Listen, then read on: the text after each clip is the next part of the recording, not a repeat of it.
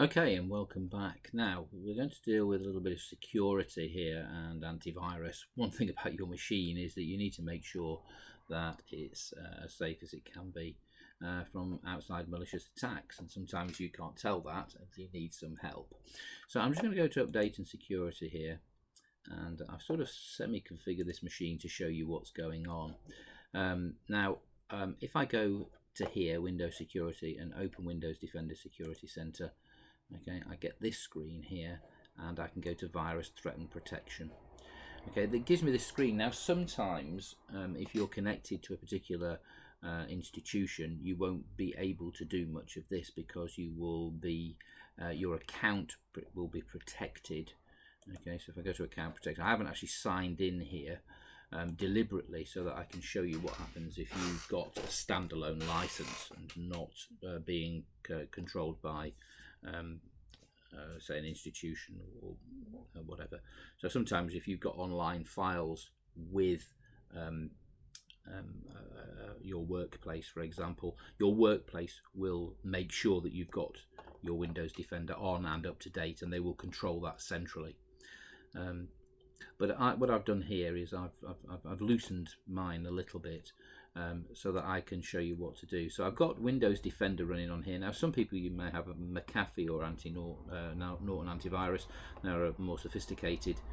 I find that Windows Defender does enough for me because I don't go to any websites that are likely to be where it's corrupt or anything like that. So just a normal user, you should be okay.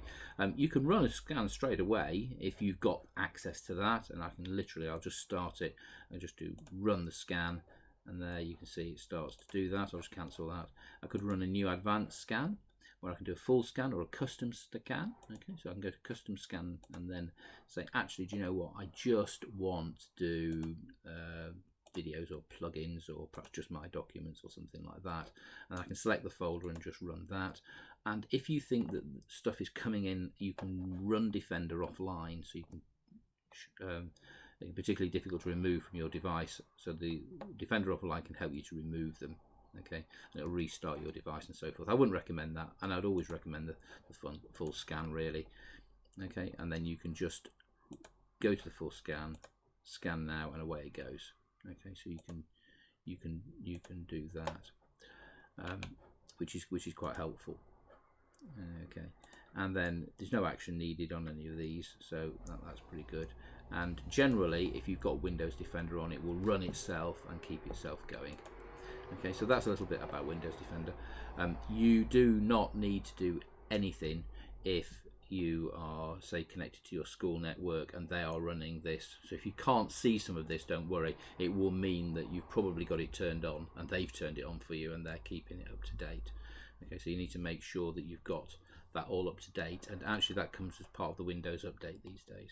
If you're using McAfee or Norton antivirus, then you will need to find out how to do that and keep that up to date.